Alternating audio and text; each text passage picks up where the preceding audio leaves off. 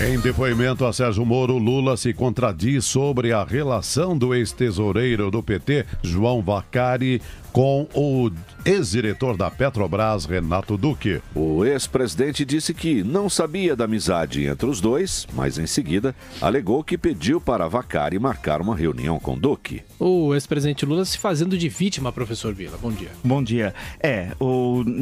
Nessa fala especificamente, ele queria saber do Renato Duque se era verdade um boato que estava ocorrendo que ele estava recebendo propina e tinha conta no exterior. Ele era uma espécie de fiscal da nação. Aí, para perguntar para o Renato Duque, ele usou o João Vacari para marcar com o Duque essa conversa.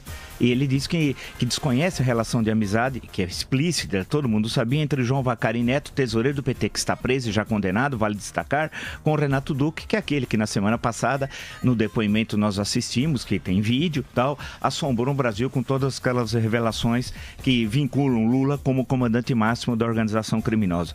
No depoimento, vale lembrar, longo de quase 5 horas, o que nós assistimos foi um presidente muito nervoso, muito tenso, né? Que quis estabelecer um debate com o juiz e perdeu, porque o juiz não aceitou o Sérgio Moro a qualquer momento estabelecer um debate que não é um caso. Lula é réu e Sérgio Moro é o juiz do processo, né? Agiu de forma muito ponderada o juiz, fazendo todas as perguntas mais que necessárias, e a defesa do Lula, a estratégia qual é? Que já foi feita por Mulay, José Carlos Mulay, o amigão do Lula, aquele que deu 12 milhões, recebeu 12 milhões do PT para dar 6 milhões ao PT de Campinas e 6 milhões ao PT de São Bernardo para comprar o silêncio. No caso de São Bernardo, do Ronan, empresário que estava chantageando Lula e Gilberto Carvalho sobre a morte de Celso Daniel. O Mulay tinha dito no dia anterior que a compra do terreno do Instituto Lula tinha sido uma ideia de Dona Marisa. A estratégia agora foi, com o presidente ontem, a mesma coisa, imputando todos os crimes à Dona Marisa. Ela virou uma investidora, ela decidiu os rumos da família e, por incrível que pareça, o presidente, numa empreiteira do tamanho da OAS, uma das maiores do Brasil, se deslocou ao Guarujá para vender um apartamento para o Lula. Quer dizer, o poder de convencimento do presidente, ele imagina um delírio, né? Que fosse possível alguém acreditar que um presidente de uma empreiteira, uma das maiores do Brasil, ia virar corretor de imóveis exclusivamente para o Lula para vender um imóvel. Em suma, tudo que ele apresentou como defesa, as negativas, as metáforas, e você fica assistindo e fica imaginando como é que esse homem convenceu o Brasil. A pergunta é essa: como é que esse homem tem mais de 30 anos de vida política? Como é que ele ganhou 4 eleições presidenciais? Né? 4 eleições, 2002, 2006, 10 e 14. 10 e 14 com uma paspalha. Como é que esse homem conseguiu enganar tanta gente?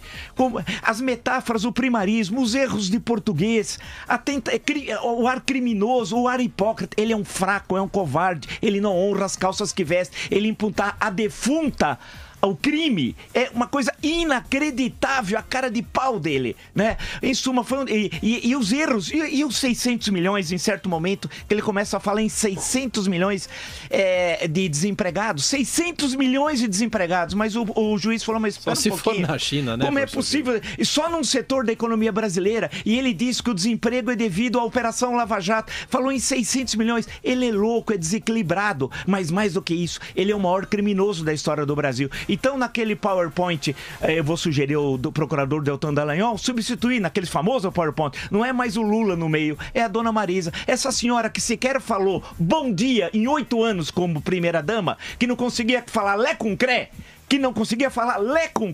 ela era presidente do Brasil, porque ela decidia tudo em nome, a vida política do então presidente. Então, nesse sentido, em resumo, em termos jurídicos, ele está condenado. Ele sabe que está condenado. Acabou. As provas são irrefutáveis e nós conhecemos as provas porque elas foram divulgadas para todos nós, né? E externamente mostrou que ele não mobiliza mais ninguém. Foi um fracasso. Os 40 mil, cadê o exército do Stedler? Né? Cadê o exército da CUT? Dos 40 mil, tinha 4 mil. Apesar de todo o gasto financeiro, foi um verdadeiro desastre. E no final o discurso dele fora foi pífio. Ou seja, Lula é um cadáver político. É um cadáver. Ele não tem a presença política que ele gosta de dizer que tem que setores da mídia gostam de dizer que ele tem, e que essa antiga oposição, especialmente o PSDB, formado também por fracos e covardes, que transformaram o Lula num poder que ele não tem. Não tinha no passado e não tem hoje. Eu pergunto, por exemplo, no momento como a gente vive, onde está Aécio Neves?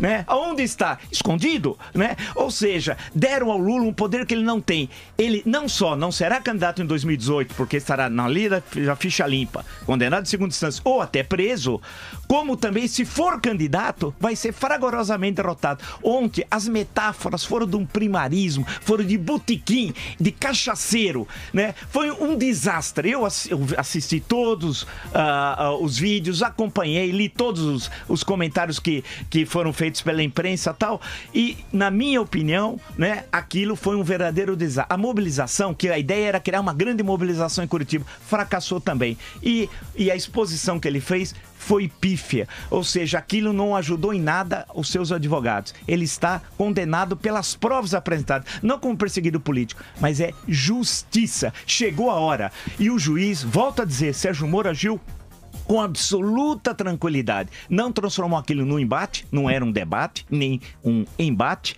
era um simples interrogatório de um réu, que passou pela presidência da República. Agora, eu me envergonho de viver num Brasil, me envergonho que um homem como esse ganhou 4 eleições presidenciais. Eu tenho vergonha dos brasileiros. Eu, pelo que eu vi, confirmou-se tudo aquilo que falei aqui. Foi um ato normal do processo. Como disse o professor, o juiz muito sereno, tranquilo. E o acusado negou a autoria, que é o que lhe cabia. E a questão, e as explicações foram pífias. A do Renato Duque, não dá, né? Vamos lá. Ele dizer que estava preocupado com a informação que ele recebeu que o Renato Duque estava roubando e que tinha conta no exterior. E aí ele pediu pro Vacário fazer a triangulação para ele conversar com o Renato Duque. Quer dizer, ele virou uma espécie de fiscal da nação. Você imagina o Lula? Agora, foi um desastre nervoso. Não conseguiu articular as falas. Ou seja, aquela história do grande orador, tudo aquilo não existe. Lula, como eu disse 300 vezes, é um tigre de papel. Transforma o Lula no que ele não é. Ele não tem poder algum. Não aparece. Pode pegar qualquer instituto vagabundo aí, vai inventar pesquisas que são falsas, que não representam a realidade. Ele morreu. Politicamente é um cadáver ambulante. E juridicamente, que é que nos interessa, nos 5 processos, ele será condenado, é inevitável. As explicações que ele deu sobre o duplex, quando ele recebeu o documento fraudado, que eles fraudaram a ata do condomínio, né? O documento estava na casa dele, ele não sabia por que estava na casa dele. Foi ridículo. Ele foi perguntava, pífio. tá assinado? Não tá assinado, então não sei o que estava fazendo não lá. Tá, estava na casa dele, ele não sabia tal. Em suma, o conjunto de todo o depoimento, o interrogatório foi brilhante, ocorreu o que deveria ocorrer. Alguns falavam, mas o Lula tem de sair preso. Que sair preso? É um momento lá do processo, não é de sair preso, né? Seguiu, porque ele quer justamente que ferem de alguma forma a norma legal para que ele se diga perseguido político. Essa é a ideia. Aí vai recorrer à corte de São José da Costa Rica, vai fazer um barulho. Caiu do cavalo. O juiz agiu tranquilamente, inclusive fez uma introdução mostrando a ele o que estava ocorrendo e tal. Ele estava hiper nervoso. E volto a dizer para concluir, a mobilização em Curitiba, cadê o exército do Stedley? Cadê o exército da CUT? Não existe, é pífio. Da mesma forma como dissemos aqui que no impeachment ele falou que ia pôr fogo no Brasil, o que aconteceu no impeachment? Nada. Eles não mobilizam mais ninguém. Então chega de dar ao Lula uma importância que ele não tem. E ele só tem essa importância política hoje porque, volto a dizer, setores na mídia constroem o Lula do que o Lula não é, e os que estavam na oposição no passado e que hoje estão no governo, grande parte deles são medrosos, fracos, covardes e traidores da pátria, porque só ocorreu o impeachment por pressão popular. Porque se nós fôssemos esperar a gloriosa elite política, o glorioso Congresso Nacional, Dilma estaria na presidência da República e Lula na Casa Civil em 2018 na presidência, reeleito em 22 e colocaria um posto em 26. Esses criminosos só saíram do poder, e o criminoso de São Bernardo especialmente, porque nós, brasileiros, bem nos mobilizamos. E não esses fracos covardes, né, que não honram a calça que veste, que é essa porcaria da elite política brasileira.